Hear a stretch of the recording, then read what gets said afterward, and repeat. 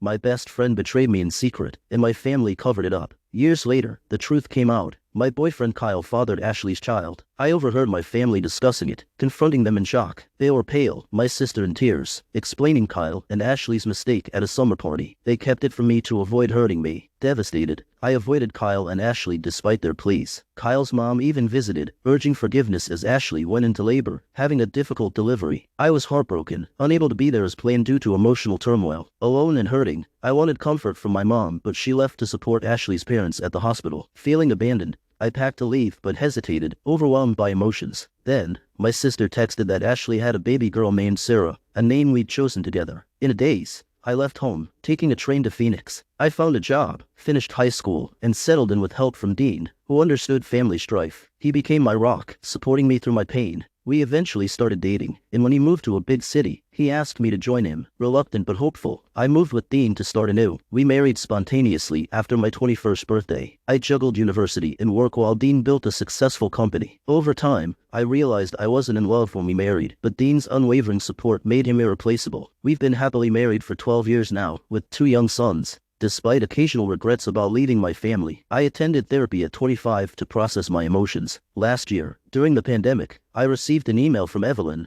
my niece, unaware of past events. We exchanged innocent messages about her life and my family, revealing I now have 10 nieces and nephews. Evelyn tried discussing the past, unaware of its complexity. I maintained occasional contact with Evelyn, avoiding details of the past, but feeling guilt and regret as she shared family hardships during the pandemic. Discussing this with Dean, we decided to help my struggling parents financially. Returning home after 15 years was emotional, filled with regrets and awkwardness, but my family seemed relieved to see me. During our visit, my mom insisted I reconcile with Kyle and Ashley, wanting things to return to normal. I refused, stating I had moved on and wanted no contact with them. I agreed to foster a relationship with my niece, but made it clear I had no ties to Kyle and Ashley. I've faced challenges with my family. My mother insists I reconcile with Kyle and Ashley. Despite my objections, I stood firm, insisting she decide if she wants a relationship with me. Later, Kyle's mother contacted me, which upset me greatly. Confronting my mother revealed she had given out my number to try to mend things. Feeling betrayed, I emphasized prioritizing my well-being and my supportive husband. Despite this, I now question if I should reconnect with Ashley and Kyle, wondering if I overreacted years ago. Recently, I reconnected with my younger sister after 15 years of estrangement. Despite initial awkwardness, bonding over her children brought us closer. Meanwhile, I maintain regular but distant contact with my brothers and have repaired my relationship with my older sister, who struggled with our family's trauma. My mother's persistence in pressuring me to reconcile with Kyle and Ashley has been relentless, even escalating after the birth of my daughter. This has strained our relationship further, with constant calls and messages, often unrelated to family matters. After enduring my mother's relentless pressure, I reached a breaking point. I confided in my father, leading to our first meaningful conversation in 17 years. I poured out my emotions, exhausted from caring for my children amidst everything. Gradually, my mother's calls ceased, and by August, my father filed for divorce. Though we maintain contact, our relationship may never be the same. I changed my number to escape her persistent calls, learning later of her struggles with anxiety and depression. Despite this, I've cut ties with her and blocked attempts to reach me. I'm unsure if she maintains contact with Kyle and Ashley's family. I've received calls from Kyle's mother but chose to block her, distancing myself further. I've considered opening a letter from Ashley delivered by Kyle's brother, but therapy has helped me navigate this emotional turmoil. I deactivated my Facebook after messages from my mother and Ashley's mom. Kyle and Ashley have not reached out through social media. Recently, my father visited after almost 2 decades, sparking a candid conversation that left me emotionally raw but was necessary for closure. Reflecting on my mother's grief over the loss of our once close-knit family, I realized the need for her to seek professional help. During a tense phone call orchestrated by my father, I set boundaries, demanding she respect my privacy. Her response solidified my decision to sever ties if she doesn't seek help. Since then, my mother hasn't contacted me, suggesting she may understand my resolve. I'm focusing on rebuilding my relationship with my father and moving forward with my life, knowing I owe nobody forgiveness for the pain I've endured.